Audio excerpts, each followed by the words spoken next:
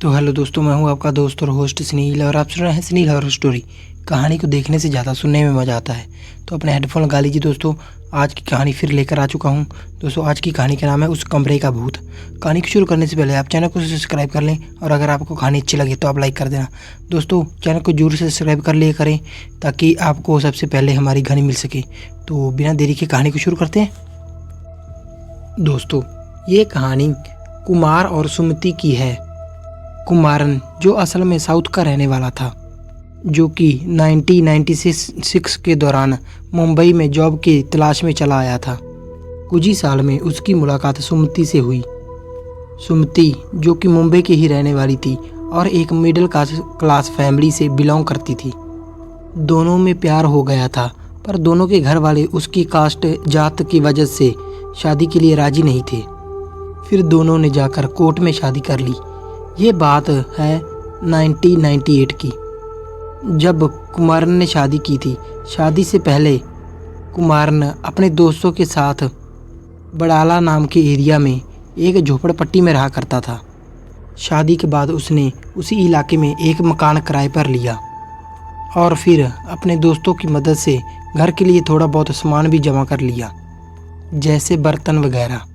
ये घटना तब की है जब गैस का ज़्यादा इस्तेमाल नहीं होता था। ज़्यादातर लोग घासलेट मतलब ब्रॉक्स से चलने वाले स्टोन का यूज़ किया करते थे।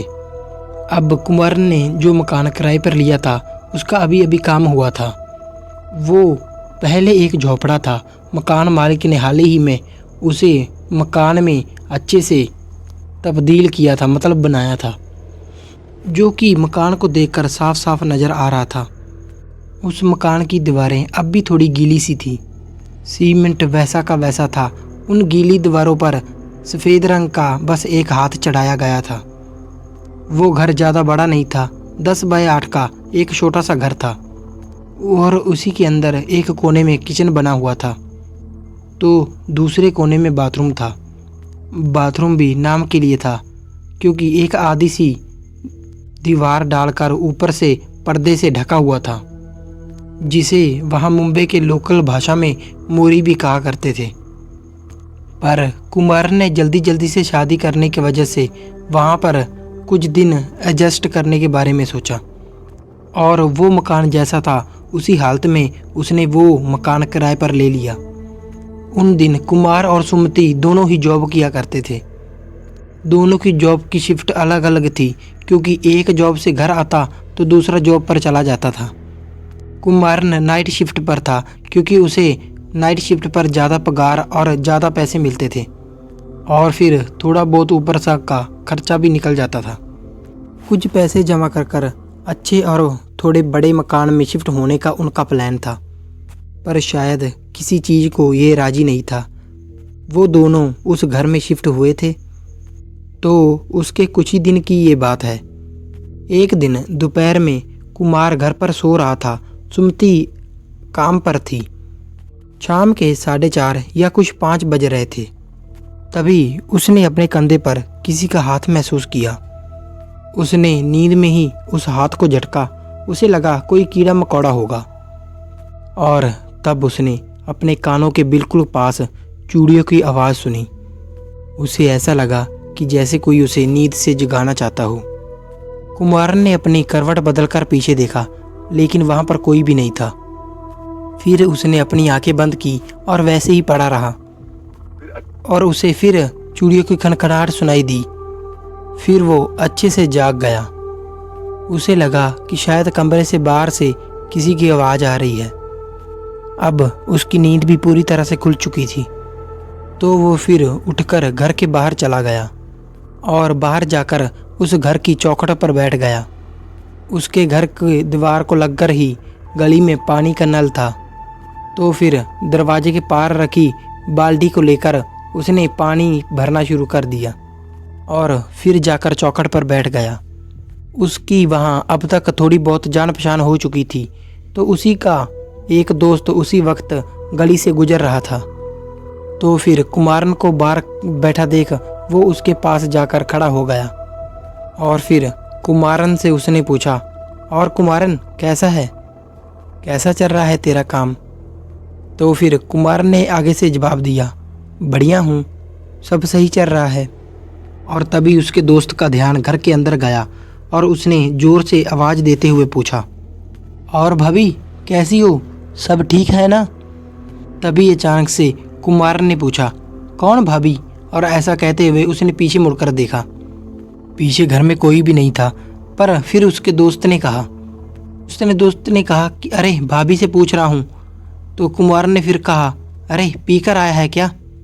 तुम्हारी भाभी तो काम पर है, 6 बजे आएगी। और फिर उसके दोस्त ने कहा, अरे सच में यार, मैंने अभी भाभी को देखा, अरे वो अंदर ही है, मैंने जैसे ही आवाज़ दी तो भाभी वहाँ से हट गई। तो फिर कुमारन ने पूरा दरवाज़ा खोलते हुए उसे अंदर झांकने को कहा। अब वो सिंगल और एक कमरे का मकान था, तो वहाँ छुपने की बिल्कुल भी गुंजाइश ही नहीं थी।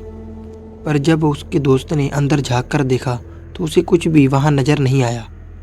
तो फिर उसने कुमारन से कहा कि अरे मजाक नहीं, मैंने तुम्हारे कमरे में सच में किसी को देखा, तुम्हारे घर में। फिर हार कर उसने आखिरकार अपनी बात पर हार मान ली और वो वहाँ से चला गया। फिर कुमारन पानी लेकर घर के अंदर चला गया और उसने अंदर से दरवाज़ा लगा लिया। और फिर उसी कमरे के अंदर बाल्टी रखकर वो अंदर गया और फिर उसे फिर से चूड़ियों की आवाज़ सुनाई दी। अब तो उसने वो आवाज़ बिल्कुल साफ साफ सुनी थी। उसने पर्दा हटाकर फिर से घर में देखा, पर वहाँ कोई भी नहीं था। और फिर उसने अपना वहम मानकर फ्रेश होकर सुमति को लाने के लिए चला गया। कुछ ही देर में कुमारन सुमति को घर वापस लेकर आया काम से। कुछ टाइम घर पर आने के बाद आराम कर सुमति रात के खाने की तैयारी करने लगी। तब वो कस्टम के पंप को मारते हुए उसे जलाने की कोशिश कर रही थी। अचानक ही स्टोर से आग भड़क उठी। सुमति चीखकर एकदम से पीछे हट गई। तब कुमारन ने झट से उठकर जल्दी से पानी की बाल्टी उठाई और फिर पानी से आग को बुझा दिया। आग तो बुझ गई थी, लेकिन उस आग की लपटों की कालिक ने पास की दीवार पर एक अजीब सा आकार बना दिया था। वो आकार किसी इंसानी आकृति जैसा था, लेकिन उसमें उसे कोई भी डरने वाली या भूत प्रेत की बात नज़र नहीं आ रही थी। और ना ही उन्हें ये शक था कि यहाँ पर कुछ अजीब है जो अपने होने का एहसास दिला रहा है। कुमारन भी फिर खाना खाकर अपने काम पर चला गया। उसी रात फिर सुमति ने भी वही महसूस किया जो कि कुमारन ने महसूस किया था। रात जब वो अकेली उस छोटे से घर में सो रही थी, तब उसे भी चूड़ियों की आवाज़ सुनाई देने लगी। उसे ये लगा कि कमरे के बाहर से ये आवाज़ आ रही है, पर कुछ देर बाद भी उसे ये आवाज़ बार बार सुनाई दे रही थी। उस आवाज़ की वजह से उसे अब नींद भी नहीं आ रही थी। सुमति भी उसी दीवार की ओर पीठ कर कर सो रही थी जहाँ वो इंसानी आकार बना हुआ था। तभी उसे भी अपने कंधे पर किसी का हाथ महसूस हुआ, तो उसने डर कर झटक कर पलट कर पीछे देखा तो सुमति को उस कमरे की उस दीवार पर वो परछाई जैसी आकृति हिलती हुई नजर आई। सुमति को लगा कि उसे शायद वहम हुआ होगा। तभी उसे उस दीवार से एक चेहरा उभरता हुआ दिखा, एक इंसानी चेहरा। सुमति ने फौरन चादर को सिर तक ओढ़ लिया। अब इतनी रात बाहर जाने की उसमें हिम्मत भी नहीं थी, और अब इस जगह आए भी उसे कुछ ही दिन ही हुए थे, तो कोई जान पहचान का भी नहीं था जिसे आवाज़ देकर वो बुला सके। तो फिर रात भर सुमति भी वैसे ही बिस्तर पर पड़ी रही। पूरी रात भर उसे उस मकान में चूड़ियों की खनखन सुनाई देती रही। उस वजह से सुमति को भी उस कमरे में जरा भी नींद नहीं आई। दूसरे दिन सुबह उसने कुमारन को रात के बारे में जो उसे एहसास हुआ था सब कुछ बताया। अब कुमारन ने भी उसे बताया कि कल दोपहर जब वो नींद में था तो उसने भी ऐसा ही कुछ महसूस किया था। और फिर उसने शाम को इस बारे में मकान मालिकन से बात करने का फैसला किया और दोनों फिर अपने रोज़मर्रा के कामों में लग गए। अब सुबह का वक्त था और घर में पानी लगभग ख़त्म हो गया था, तो कुमारन बाहर सार्वजनिक नल से पानी भरने के लिए चला गया और फिर सुमति भी खुद के टिफ़िन और दोपहर के खाने की तैयारी करने लग गई। उसने फिर स्टोव जलाना शुरू कर दिया। अब वो थोड़ी थोड़ी डर रही थी कि कहीं स्फोट कल से की तरह भड़क ना उठे कल की तरह, पर इस बार ऐसा कुछ भी नहीं हुआ और फिर स्टोव अच्छे से जल गया। और तभी सुमति ने आसपास रखे कुछ बर्तन लिए और ऊपर से कुछ मसालों का सामान लेने के लिए वो अपनी जगह से उठी और वो कुछ पल के लिए उठी ही थी कि अचानक ही फिर से आग भड़क उठी। सुमति कुछ समझ पाती तब तक उस आग ने अपनी उसे चपेट में ले लिया था। सुमति अब उस आग में झुलक रही थी और ज़ोर ज़ोर से चीख रही थी। उसकी ये चीख सुनकर कुमारन दौड़कर घर में चला आया और सामने का एकदम से वो नज़ारा देखकर वो बहुत ज़्यादा डर गया। उसने वहीं पड़ी एक चादर उठाई और उसमें सुमति को लपेट लिया और तब उसने एक बहुत ही अजीब बात महसूस की। जब वो सुमति को एक ओर से आग से बाहर खींच रहा था, तब दूसरी तरफ आग में कोई था जो उसे वापस आग में के अंदर खींचने की कोशिश कर रहा था। कुमारन ने किसी तरह बहुत जोर लगाकर सुमति को आग से बाहर खींचा और तब तक आसपास के लोग भी वहां पर जमा हो चुके थे और वैसे ही चादर में लपेटकर कुछ लोगों की मदद से कुमार उसे हॉस्पिटल ले गया। सुमति अब पूरी तरह से बेहोश थी।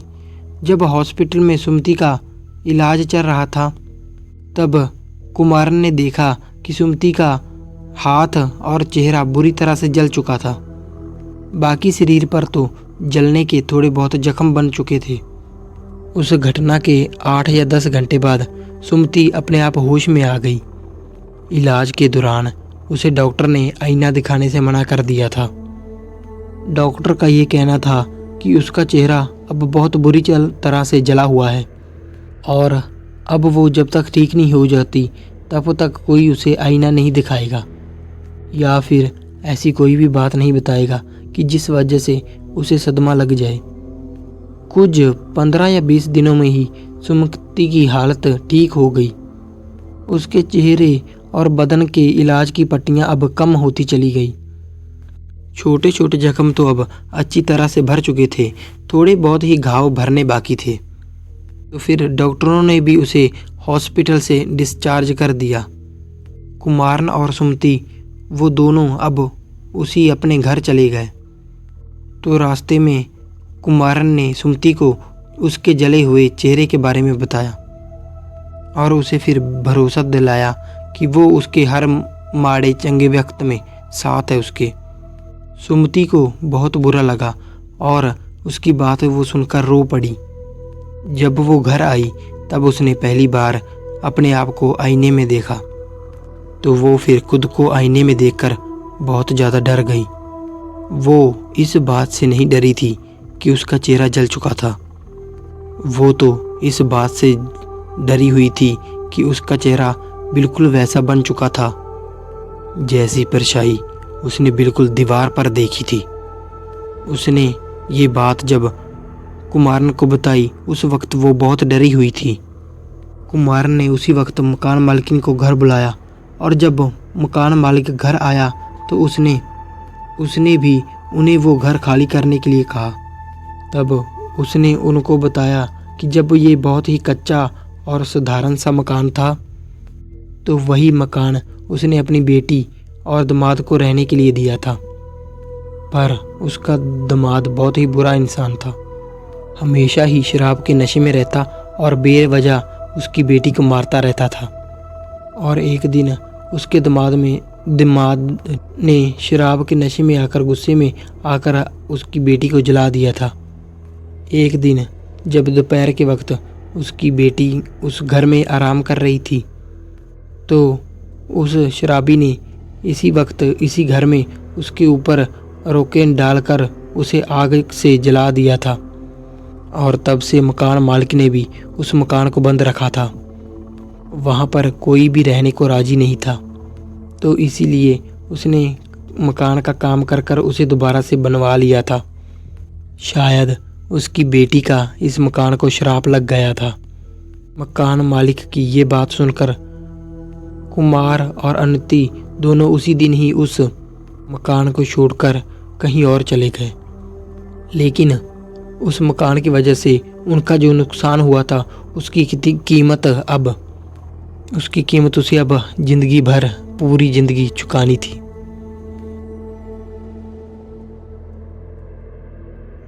तो दोस्तों अब बिना देरी के हम करते हैं दूसरी कहानी शुरू। दोस्तों दूसरी कहानी का नाम है खौफनाक जंगल। तो दोस्तों कहानी कुछ ऐसी है। मेरा नाम सिद्धार्थ है और मैं बेंगलोर की आईटी कंपनी में काम करता हूँ। उसी कंपनी में मेरी नीलम के साथ मुलाकात हुई। नीलम जो मेरी कॉलेज की फ्रेंड थी और फिर हमने कुछ ही दिनों में ही शादी भी कर ली। शादी के बाद नीलम और मैं कई दिनों से बाहर घूमने फिरने का प्लान कर रहे थे, पर हमारी जॉब ही ऐसी थी कि कहीं जाने को वक्त ही नहीं मिल पा रहा था। वैसे हमें ट्रैकिंग का बहुत शौक़ था। हमारे कॉलेज के दिनों में हम कभी भी ट्रैकिंग के लिए चले जाते थे। फिर आखिरकार नीलम के बार बार कहने पर हमने ऑफिस से एक लंबी छुट्टी ली और पूरा हॉलीडे प्लान किया। और फिर हमारा हॉलीडे मनाने के लिए हम महाराष्ट्र के पहाड़ी और जंगल इलाके की सैर करने के लिए निकल पड़े। सैर करते करते हम एक ऐसी अनजान जगह पर पहुंच गए जिसका अता पता मैप में भी कहीं दिखाई नहीं दे रहा था। वो जगह कौन सी थी हमें पता नहीं था, और ऐसे इलाकों में मोबाइल भी कभी काम नहीं आते। शायद हम दोनों रास्ता भटक गए थे। वो बहुत ही घना जंगल था। वहाँ पर तो सूरज भी दिखाई न दे, इतना घना जंगल। थोड़ी बहुत रोशनी थी पर इतनी नहीं कि जिससे हम रास्ते का अंदाज़ा लगा सकें, और दूसरी ओर सूरज दिखाई देने ना देने की वजह से हम डायरेक्शन का भी पता नहीं लगा पा रहे थे कि हम उत्तर की ओर जा रहे हैं या फिर दक्षिण की ओर। पर फिर भी हम रास्ता ढूंढते हुए आगे बढ़ते चले जा रहे थे। और तब नीलम ने ऊंचे ऊंचे पहाड़ों और झाड़ियों की ओर देखते हुए कहा, सिद्धार्थ शायद दिन ढलने वाला है। परेशानियां और घनी होती जा रही हैं और फिर जल्द ही अंधेरा भी हो जाएगा। हमें जल्द से जल्द यहाँ से बाहर निकलना होगा। तो मैंने उसे धीरज देते हुए कहा, अरे तुम तो ऐसे कह रही हो जैसे हम पहली बार ऐसे जंगल इलाके में आए हों। तब नीलम ने मेरा हाथ पकड़ते हुए कहा, तुम्हें ये जंगल अजीब नहीं लगता? न जाने क्यों मुझे बार बार ऐसा एहसास हो रहा है जैसे पेड़ों के पीछे छुपकर कोई हमें देख रहा है। ऐसा लग रहा है जैसे पेड़ों को ही आंखें निकल आई हों। तभी मैंने नीलम का हाथ पकड़ते हुए हंसकर कहा, अजीब, अब ये नाटक छोड़ो और बस चलते रहो जब तक कोई घर या इंसान नहीं मिल जाता। और फिर कुछ देर चलने के बाद कुछ ही दूरी पर हमें एक मकान जैसा कुछ दिखाई दिया। हम दोनों उस इलाके के बारे में पूछताछ करने के लिए उस मकान के पास चले गए। वैसे तो मकान चारों ओर देखने से बहुत ही खराब था। चारों ओर से मकान को जैसे बेलों ने जकड़ लिया हो। पर हमने सोचा कि शायद वहाँ से कोई मदद मिल जाए। तो फिर मैं उस मकान के दरवाजे के पास चला गया और फिर दरवाज़ा खटखटाया, पर अंदर से कोई आवाज़ नहीं आई। उसके बाद मैंने 4 या 5 बार दरवाजे को खटखटाया, पर कहीं कोई भी हलचल नज़र नहीं आ रही थी। और तभी किसी ने मेरे कंधे पर हाथ रख दिया। मैं एकदम झट से पीछे हट गया और मैंने उस हाथ को अपने कंधे से झटका दिया। मैंने देखा कि हमारे पीछे एक बहुत ही बूढ़ा इंसान खड़ा था। मेरा हाथ झटकते ही उसने कहा, डरो नहीं, ये मेरा ही मकान है। तुम्हारी आवाज़ सुनी तो चला आया। मैंने उस बूढ़े से कहा कि हम पति पत्नी हैं। जंगल की सैर करते करते शायद हम रास्ता भटक गए हैं। मेरी इस बात पर बूढ़े आदमी ने आसपास देखा। यहाँ वहाँ नज़र घुमाकर पेड़ को ठीक से देखा और कहा, अच्छा होगा कि आज रात तुम दोनों यहीं घर में ही रुक जाओ। तो फिर मैंने उनसे कहा, अरे नहीं, हमारा होटल यहीं आसपास ही होगा, हम चले जाएंगे, और वैसे भी जंगल हमारे लिए नई बात नहीं है। तो फिर उस बूढ़े ने कहा, शायद तुम्हारे लिए जंगल नई बात ना हो, पर इस जंगल के लिए तुम दोनों ही नए हो। मैं उस बूढ़े की बात को ठीक से समझ नहीं पाया, पर उसने अपनी ही बात को आगे बढ़ाते हुए कहा, मेरी बात मानो, रात होने को भले ही अभी वक्त हो, पर जंगल में अंधेरा बहुत जल्दी हो जाता है। जंगल में सूरज कभी नहीं उगता। और दूसरी बात यह है कि उसने तुम्हें देख लिया है, और वो अब किसी भी कीमत पर तुम्हें इस जंगल से जाने नहीं देगी। अंधेरा होने तक वो तुम्हें यहीं घुमाएगी, इसी जंगल में। और अगर ज़िंदा रहना चाहते हो यहीं इसी मकान में रुक जाओ। और हाँ, गलती से भी इस घर की चौखट से बाहर कदम मत रखना। मुझे लगा कि ये बूढ़ा हमें डराने की कोशिश कर रहा है। अरे बाबा, आप समझे नहीं। तो मेरी बात को बीच में ही तोड़ते हुए उसने कहा, नहीं, तुम मेरी बात को समझ नहीं रहे। हर जंगल एक जैसा नहीं होता, हर जंगल की अपनी एक कहानी होती है। उसके बाद नीलम और मैं, हम दोनों उस मकान को बाहर से देख रहे थे, पर जैसे ही हमने पीछे देखा, वो बूढ़ा अचानक ही कहीं से गायब हो गया। वो देखकर हम दोनों थोड़ा चौंक गए, और तभी नीलम ने कहा, क्यों जिद कर रहे हो? जो भी हो, रात भर मैं तो इस जंगल में नहीं घूमने वाली। मुझे तो बहुत देर से कुछ अजीब सा लग रहा है, और वैसे भी हमारे पास खाने पीने का सामान तो है, और एक रात का तो सवाल है। तो मैंने भी उससे कहा, ठीक है, इसी बहाने एक अनजान मकान में रात गुजारने से भला बड़ा एडवेंचर क्या हो सकता है। और फिर मैं भी उस मकान में रात गुजारने के लिए राजी हो गया। फिर जैसे ही हम उस मकान का दरवाज़ा खोलकर अंदर गए, तो फिर धूल और मिट्टी की वजह से हमें सांस लेने में तकलीफ़ होने लगी। चारों ओर बस मकड़ी के जाले बने हुए थे। मकान में ज़्यादा कुछ सामान तो नहीं था, बस एक कोने में पानी का मटका था जो कि धूल और मिट्टी से भरा हुआ था, और दूसरे कोने में कुछ जली और अधजली लकड़ियाँ थी। उससे ये बात तो साफ थी कि पहले भी किसी ने इस मकान का इस्तेमाल किया था। तो मैंने उस मकान को थोड़ा सा साफ़ किया और ताज़ी हवा के लिए कमरे की खिड़की खोल दी।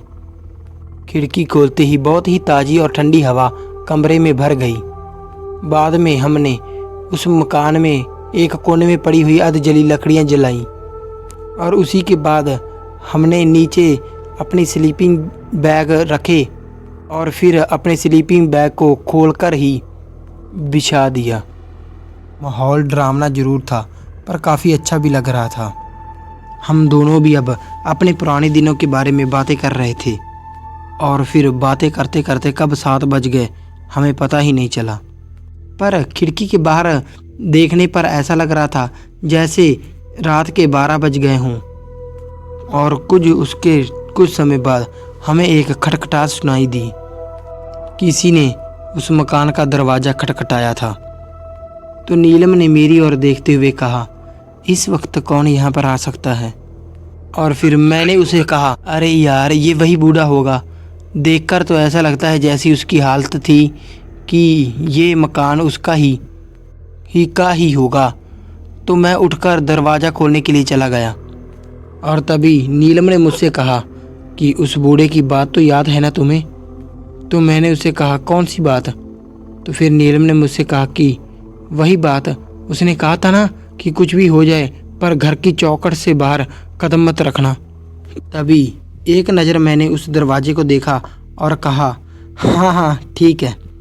और फिर ऐसा कहकर मैं उस दरवाजे के पास चला गया। पहले तो मैंने दरवाजे के बीच की दरार से बाहर जाकर देखा, पर बाहर कोई भी नहीं था।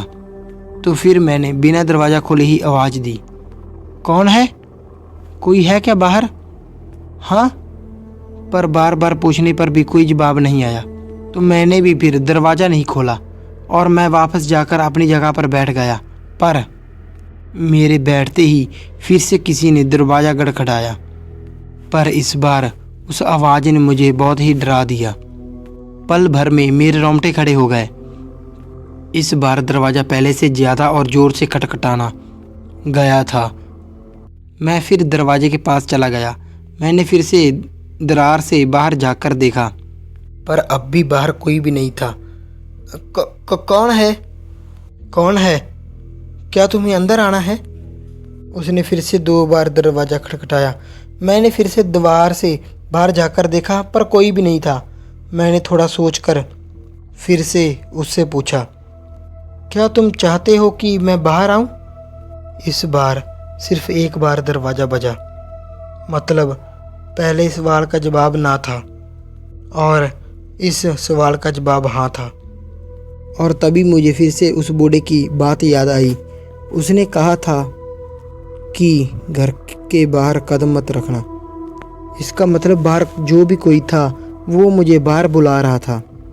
और फिर मैंने भी उसी तरह दरवाजे को अंदर से थपथपाया और फिर उसी की भाषा में उसके सवाल का जवाब दिया। मेरी उस बात से नीलम जोर जोर से हंसने लगी और फिर मुझसे कहा, अरे ये क्या किया तुमने? और मैंने कहा, कुछ भी तो नहीं, जो भी बाहर है उसे उसकी भाषा में ही जवाब दिया। और फिर मैं वहाँ से वापस आकर अपनी जगह पर बैठ गया। थोड़ा वक्त ऐसे ही गुजर गया। बात करते करते अचानक ही मेरा ध्यान खिड़की की ओर गया। तो उसी पल ही कोई चीज़ तेज़ी से खिड़की के बाहर की ओर गुजरी। तो मैंने फिर नीलम से कहा, श्श्श, खिड़की के पास कोई है। अब हम दोनों भी शांत हो गए और खिड़की की ओर देखने लगे, पर खिड़की में भी कुछ भी नज़र नहीं आया। और फिर से तभी 1 बार किसी ने दरवाज़ा खटखटाया। इस बार तो मैं बहुत ज़्यादा डर गया, पर अब नीलम नॉर्मल सी लग रही थी। नीलम ने कहा कि न जाने कौन पागल है, रुको मैं खुद देखती हूँ।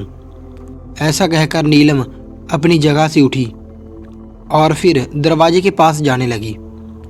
तब मैंने उस मकान की खिड़की की तरफ देखा। बाहर कुछ तो था जो बहुत ही तेज़ी से मकान के आसपास घूम रहा था। तो मैंने फिर अपने बैग से टॉर्च निकालकर उसे ऑन किया और नीलम से कहा, नीलम ध्यान से हैं। और नीलम ने बस अपनी गर्दन हिलाते हुए मुझे इशारा किया और उसने भी मेरी तरह पहले दरवाजे की दरार से झांक कर देखा। कुछ देर तक बस वो बाहर देखती रही और फिर बिना कुछ सोचे समझे उसने एक झट से दरवाज़ा खोल दिया।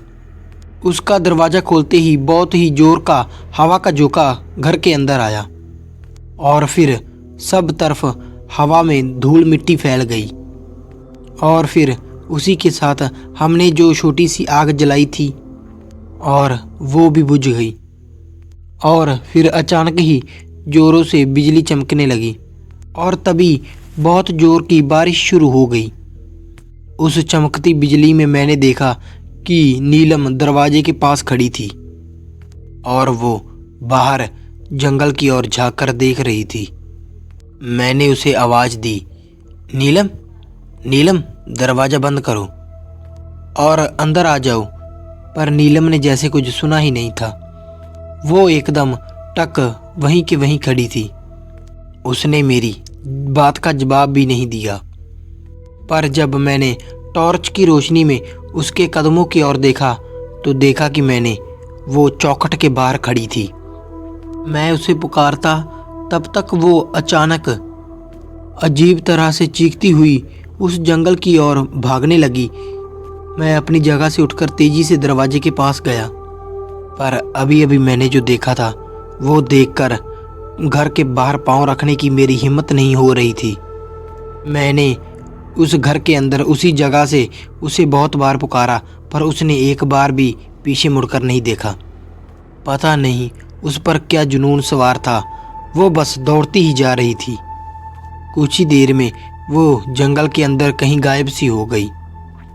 वो देखकर मैं बहुत ही घबरा गया। मैंने झट से दरवाज़ा बंद कर लिया और डर के मारे जाकर अंदर सिकुड़ कर बैठ गया। मेरा खून ठंडा पड़ चुका था। कुछ देर बाद मुझे एक जोर की चीख सुनाई दी। मैंने डरते डरते खिड़की के बाहर देखा तो देखा कि नीलम अपने दोनों हाथ उठाए हुए भाग रही थी। नीलम उस मकान के चक्कर लगा रही थी और मुझे बार बार इशारा कर कर मकान के बाहर आने को कह रही थी। मैंने अपनी आंखें बंद कर ली और कुछ ही देर में सब अचानक ही बंद हो गया और शांत हो गया। बारिश भी रुक गई और बाहर से भी कोई आवाज़ नहीं आ रही थी। और तभी मुझे फिर से खटखटाहट सुनाई दी। फिर से दरवाजे पर कोई था जो चाहता था कि अब मैं बाहर जाऊं, पर मैं अपनी जगह से बिल्कुल भी नहीं उठा। तो मुझे बाहर से नीलम की आवाज़ सुनाई दी, सिद्धार्थ प्लीज़ दरवाज़ा खोलो, मुझे अंदर आना है। प्लीज़ बचा लो मुझे सिद्धार्थ, हाँ मुझे अंदर आने दो। नीलम की आवाज़ सुनकर मैं हिम्मत कर अपनी जगह से उठा। पहले तो मैंने टॉर्च की रोशनी में दीवारों के बाहर देखा दरवाजे के, और नीलम बाहर दरवाजे से थोड़ी दूर खड़ी थी। मैंने फिर से धीरे से दरवाज़ा खोला, पर नीलम घर के अंदर नहीं आ रही थी। वो वहीं दूर ही खड़ी थी और रोकर मुझे बाहर आने का इशारा कर रही थी। पर अब ये बात मेरे दिमाग में बस गई थी कि कुछ भी हो जाए चौखट से बाहर नहीं जाना है। और तभी फिर अचानक ही नीलम रोते रोते शांत हो गई और बस चौखट के बाहर होकर मुझे वो गुस्से से घूरने लगी। मैं अब ये अच्छी तरह से जान चुका था कि ये मेरी नीलम नहीं है। तभी मुझे किसी की हंसी की आवाज़ सुनाई दी। मैंने फिर से दरवाज़ा बंद कर लिया। पूरी रात भर ये सिलसिला चलता रहा। हालांकि मैं तब भी डरा हुआ था, पर मैंने फिर भी कई बार नीलम को आवाज़ देकर अंदर आने को कहा, पर कई बार पुकारने पर भी वो तो चौखट के पास तक नहीं आई। रात भर वो बस दूर खड़ी होकर मुझे देखती रही, कभी रोती तो कभी मुझे अंदर ले जाने की गुजारिश करती और कोई न कोई कारण बनाकर मुझे बाहर आने को कहती। तभी अचानक ही दौड़कर जंगल के अंदर चली जाती, तो कभी अचानक ही अपने हाथों के ऊपर कर कर मकान के चक्कर लगाने लगती। मैं अपने आप को बहुत ही लाचार महसूस कर रहा था। मैं वो सब देखकर भी नीलम को बचा नहीं पा रहा था। मुझे बस अब सुबह का इंतज़ार था, क्योंकि मुझे लग रहा था कि शायद वो सुबह होने से बाद अपने आप ठीक हो जाए। मेरे लिए तो बस यही एक उम्मीद थी। पर कुछ ही देर बाद मैंने टॉर्च की रोशनी में देखा कि नीलम एक बार फिर अजीब सा तरह से चीखे चलाते हुए जंगल के अंदर भागती हुई चली गई। मैंने उसकी बहुत देर तक राह देखी, पर वो वापस नहीं आई और ना ही उसकी कोई आवाज़ आई। उसके जाने के साथ ही मेरी उम्मीद भी ख़त्म हो गई। सुबह होते ही उस चौखट की सूरज की रोशनी दिखाई देने लगी। पहली बार मैंने उस मकान की चौखट पर बाहर अपना पैर रखा और फिर मैं नीलम को यहाँ वहाँ ढूंढने लगा। उसे ढूंढते ढूंढते मैं एक छोटी सी नदी के पास पहुँच गया। वहाँ मैंने देखा कि नीलम अपनी आखिरी सांसें ले रही थी। खून से लथपथ नीलम मेरे सामने पड़ी हुई थी। मुझे उस वक्त ऐसा लग रहा था जंगली कुत्तों के झुंड ने उस पर हमला कर दिया हो। मैं किसी तरह नीलम को लेकर उस जंगल से बाहर निकल गया। न जाने क्या हो गया था, ये सब कुछ अचानक एक झटके में ही बदल गया। हम सब अस्पताल पहुंचते ही मैंने सबसे पहले नीलम को अस्पताल में एडमिट किया। मैंने हॉस्पिटल और मुझे उसी अस्पताल के डॉक्टर का फ़ोन आया, तो उन्होंने मुझसे कहा कि आप कहीं जंगल के अंदर तो नहीं खो गए थे ना। तो मैंने उन्हें हमारे साथ जो कुछ भी हुआ था सब उसे सच बताया। तब डॉक्टर साहब ने बताया कि आपका ये पहला केस नहीं है जो मैं देख रहा हूँ। कई सालों से ऐसे केसेस आते चले जा रहे हैं, पर इसके पीछे की सच्चाई कुछ और ही है। सुना है कि उस जंगल में बहुत साल पहले एक बाबा और एक माई रहा करते थे।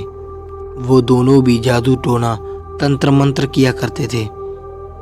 बाबा उस टाइम बहुत, जबकि माई को तो इतना कुछ आता नहीं था, पर वो बहुत ही लालची थी।